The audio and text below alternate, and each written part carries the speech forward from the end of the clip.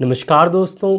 जब हमें कोई बीमारी हो जाती है तो आम तौर पे हमें पता चल जाता है कि हमें कौन सी बीमारी है, लेकिन कभी कभी हम समझ नहीं पाते कि हमें कौन सी बीमारी है। दोस्तों, आज मैं आपको समझाने की कोशिश करूंगा कि कैसे आप जान पाएं अपनी बीमारी के बारे में और कैसे समझ पाएं कि आपको कौन सी बीमारी है।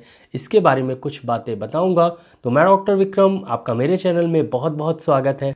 तो चलिए शुरू करते हैं।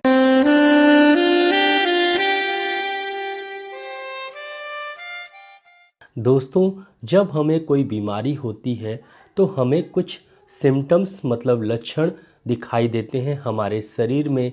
जैसे हमें दर्द होता है, जैसे हमें बुखार आती है, जैसे हमें उल्टी होती है, जैसे हमें दस्त होती है और बहुत सारे और लक्षण हमें दिखाई देते हैं।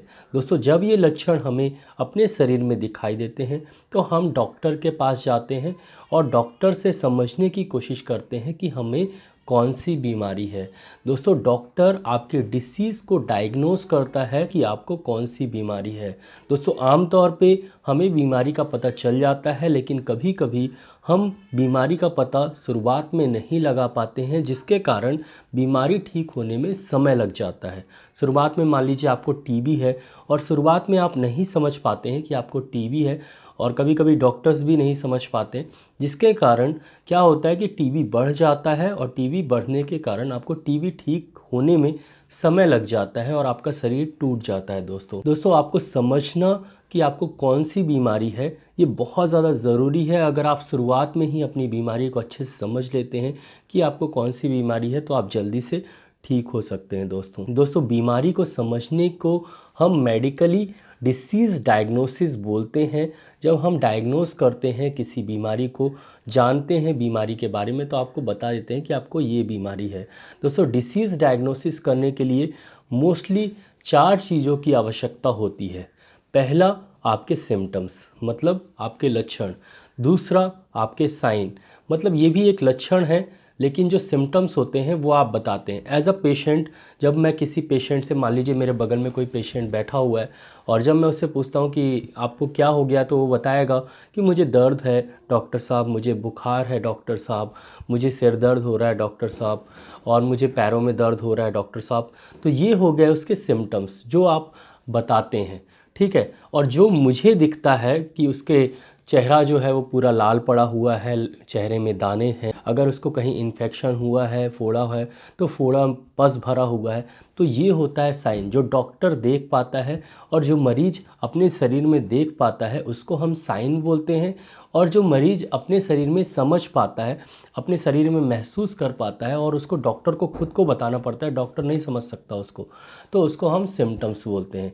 तो दोनों चीज़ बहुत ज़्यादा ज़रूरी होती हैं डिसीज़ डायग्नोसिस के लिए, डिसीज़ को समझने के लिए। तो सबसे पहले आपको सिम्टम्स को मतलब लक्षण को और साइन को अच्छे से समझना पड़ेगा। और मैं आपको एक टिप देता हूँ कि आप एक पेन ले लीजिए, एक कॉपी ले लीजिए और अपने लक्षण जो हैं वो पूरे के पूरे जितने आपको महसूस हो रहे हैं वो लिख लीजिए।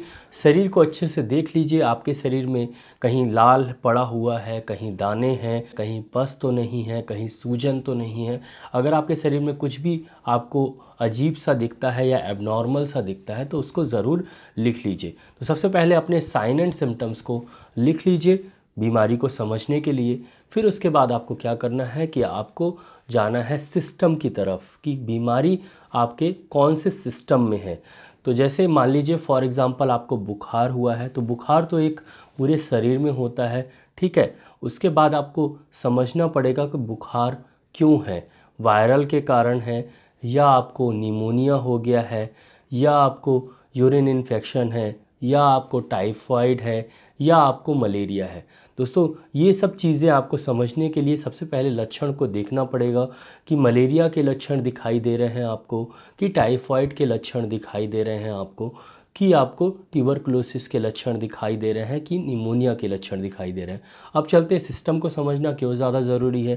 दोस्तों हमारे शरीर में बहुत सारे सिस्टम्स होते हैं, जैसे हमारा रेस्पिरेटरी सिस्टम जिसको हम श्वसन तंत्र भी बोलते हैं, जैसे लंग्स जिसमें आता है हम सांस लेते हैं, हमारा यूरिनरी सिस्टम जिसके थ्रू हम पेशाब करते हैं।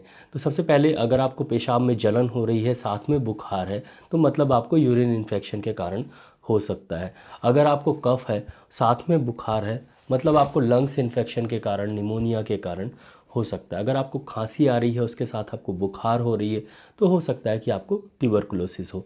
तो आपको सिस्टम की जानकारी होना बहुत ज़्यादा ज़रूरी है। अगर आपका पेट दर्द हो रहा है उसके साथ आपको बुखार है, या मुरेड़ है, या दस्त हो रही है उसके साथ आपको बुखार है, तो हो सकता है कि आपको टाइफॉइड हो।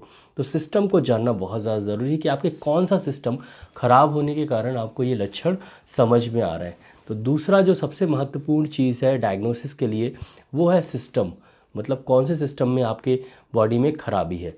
अब चलते हैं सबसे लास्ट में टेस्ट, जो आप डायग्नोस्टिक टेस्ट कराते हैं वो बहुत ज़्यादा ज़रूरी है। तो सबसे पहले आपने साइन देख लिए कि क्या लक्षण है, सिम्टम्स देख लिए कि क्या लक्षण है, उसके बाद आपने देख लिया कि हमारे शरीर में कहाँ पर प्रॉब्लम है। उसके बाद क्या करना है कि उससे रिलेटेड आपको डायग्नोस्टिक टेस्ट कराने। मान लीजिए आपको बुखार है और आपको पता नहीं है कि आपको टाइफाइड है, कि आपको मलेरिया है, कि आपको ट्यूबरकुलोसिस है, कि आपको यूरिन इन्फेक्शन है, तो आपको टेस्ट कराने पड़ेंगे। तो आपने कुछ समझ में तो आ ही गया होगा कि आपको यूरिन में जलन हो रही है।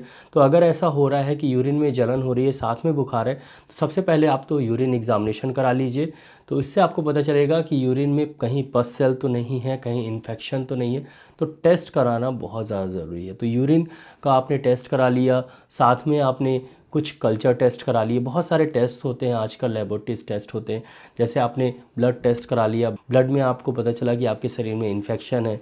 इन्फेक्शन है मतलब वायरल भी हो सकता है, बैक्टीरियल भी हो सकता है। अगर आपको कफ़ की प्रॉब्लम है, कफ़ के साथ बुखार आई है, तो कफ़ की जांच करा ली जिसमें आपको पता चल जाएगा कि आपको टीबी है कि नहीं, कि नॉर्मल कफ़ है जिसके कारण हमें बुखार है। तो बहुत सारे टेस्ट होते हैं, डायग्नोस्टिक टेस्ट होते हैं।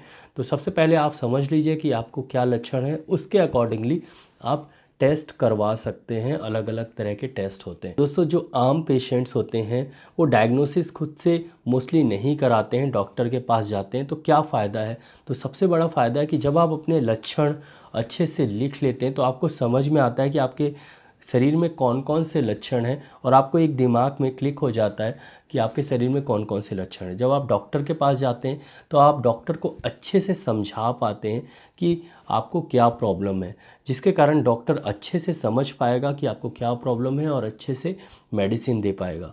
वैसे भी आजकल डॉक्टर्स के पास कम समय रहता है तो वो कम पूछते हैं, लेकिन अगर आप जानते हैं अपने बीमारी के बारे में और आप अपने लक्षण को अच्छे से समझ रहे हैं तो आप अच्छे से डॉक्टर को बता सकते हैं कि मुझे ये भी लक्षण है, मुझे ये भी होता है, मुझे ये भी होता है, जिससे डॉक्टर को समझने में मदद होगी। और उसके बाद डॉक्टर उस हिसाब से आपको डायग्नोसिस टेस्ट लिख देगा और समझ में आएगा कि आपको कौन सी बीमारी है। और जल्दी से अगर बीमारी हमें पकड़ में आ जाती है, समझ में आ जाती है, तो बहुत जल्दी हम ठीक भी हो जाते हैं। दोस्तों आशा करता हूँ कि आपको ये वीडियो अच्छा लगा हो। अगर अच्छा लगा हो तो प्लीज़ वीडियो के नीचे एक लाइक का बटन दिया गया तो उसको दबाना बिल्कुल नहीं भूलिएगा। और यहाँ पर एक रेड कलर का सब्सक्राइब का बटन दिया गया तो उसको भी दबा दीजिए। उसके बगल में एक बेल आइकन है तो उसको भी दबा दीजिए। मैं ऐसे ही knowledgeable homeopathic related, disease related videos लाता रहता हूँ, तो उसको देखने के लिए मेरे चैनल को सब्सक्राइब करना बिल्कुल नहीं भूलिएगा। दोस्तों अगर आपको किसी तरह की बीमारी है तो मेरे चैनल में जाके बीमारी के बारे में जान सकते हैं और उसकी होम्योपैथिक मेडिसिन के बारे में भी जान सकते हैं। दोस्तों नीचे एक शेयर की बटन दी गई है तो अपने फेसबुक और व्हाट्सएप अकाउंट में इस वीडियो को ज़रूर शेयर कर दीजिएगा। दोस्तों नीचे कमेंट सेक्शन है तो मैसेज ज़रूर कर दीजिएगा। दोस्तों इस वीडियो को लाइक शेयर सब्सक्राइब करना बिल्कुल नहीं भूलिएगा।